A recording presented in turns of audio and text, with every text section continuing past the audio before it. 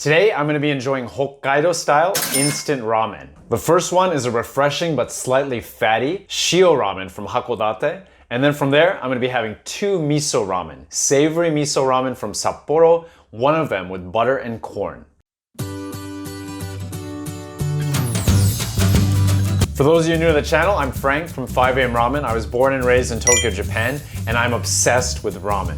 In the recent Michelin star instant ramen video, I asked everyone if they want a Kyoto or Hokkaido style instant ramen. Kyoto had more votes, so we started with that one, but now we're gonna be doing Hokkaido. Thanks for waiting for those of you that voted for Hokkaido. We'll start with the Hakodate shio ramen. So the island of Hokkaido is right above Honshu, the main island, and they're known for having amazing ramen. This is a Hakodate shio ramen. Now, shio doesn't get as much love as the other three. It's very pure and refreshing, and because it's so light, if you mess up, you mess up. There's no hiding. Starting with the soup. That's good. I'm liking this company. For those of you that didn't get a chance to watch the other video, the Kyoto and Niigata style pork back fat soy sauce ramen, this ramen and the other two ramen in this video are from the same company. They do a good job. Just a nice richness on top of that fish-based broth. So light and refreshing. So we got very thin noodles, and that's usually the case in Hakodate shio ramen. Noodles are soft and slippery, really taking in that broth. It's a strong shio, it's got a punch to it. Very good, very good. In terms of vegetables, you got white and green negi, alongside a little bit of memba bamboo shoots. But the most unique part of this bowl is undoubtedly the fu. Now what this is a spongy block of wheat gluten. And this is popular in Hakodate, where this ramen comes from. So the fact that they went to this length to add this, very impressive. It doesn't have much taste. And what is like a sponge to soak up the broth. Hakodate is a wonderful city to visit. Grab some of the ramen too. Very nice. Next up, Sapporo style miso ramen. Going in a heavier direction now.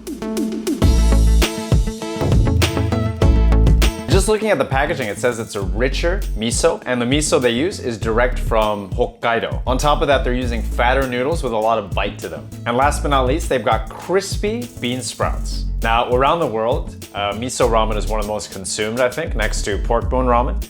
And there's a reason. It's a great winter soul food. The winters up there in Sapporo are much harsher than Hakodate. And that's probably a reason why they went with a heavier, kind of lardier ramen. There's nothing like miso ramen in the winter. I'll pretend that it's winter now. This one does include corn, but not the butter. We're saving that for last. Soup time.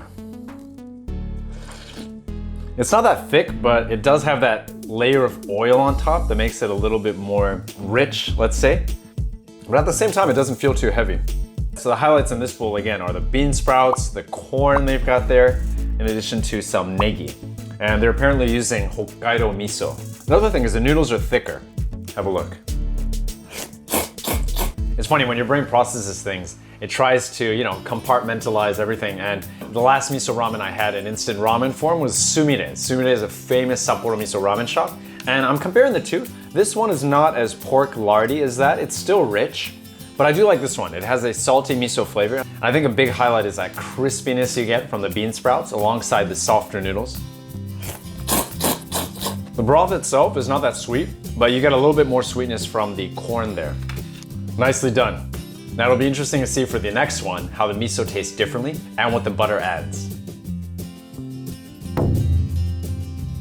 So for the next instant ramen video, I want you to choose. We've got either soupless ramen, or I'll be enjoying famous ramen shops' instant ramen. If you'd like me to feature soupless ramen or abura soba, mention in the comments abura. If you'd like me to feature the famous ramen shops and their instant ramen, just write famous. On the soupless ramen side, we've got three different types here. One of them features a lot of garlic.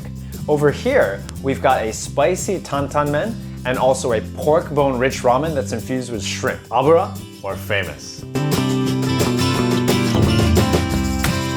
That butter, as soon as you put it in, that's all you can smell. So I'm expecting the miso and butter to fight a little bit more here. It's gonna be interesting to see who comes out on top. What would be ideal is kind of like a draw where they're both there, the miso and the butter. I'm guessing that butter is gonna take over this one. Let's start with the soup. It's got that nice buttery rich creaminess. And The miso here, I think they designed it so the miso takes a back seat and the butter can take a little bit more of the front seat. The previous one tasted like classic Hokkaido miso ramen. This one, I think if you didn't have the butter, the miso is going to be a lot lighter in flavor.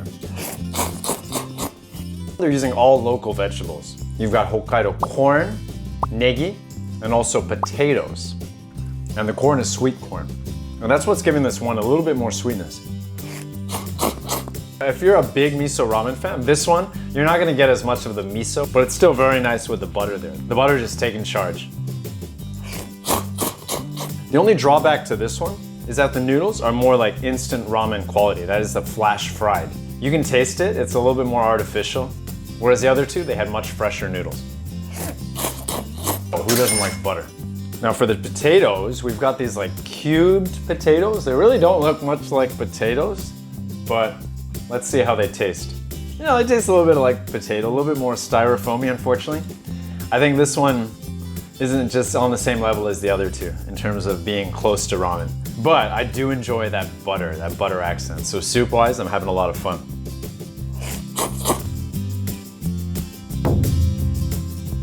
So if I had to rank the three, I would have to say I really like the butter in the last one. However, in terms of it being a little bit more artificially instant ramen-like, I put that at number 3 for that reason. For number 2, I would have to say the other miso ramen. That was delicious. Rich, but not too rich. The noodles were nice. Where I did think they knocked it out of the park was with the bean sprout crispiness and crunchiness.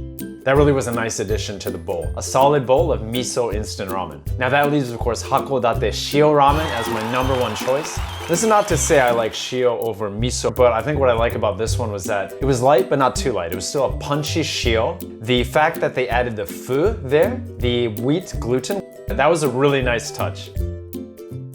Everybody, thanks for tuning in. In the next instant ramen video, you again have a choice between abura or famous. If you enjoy this video, please smash that like button. This is Frank from 5 AM Ramen reminding you that Tokyo is the only city in the world where you can get awesome ramen at 5 AM. Thank you for tuning in.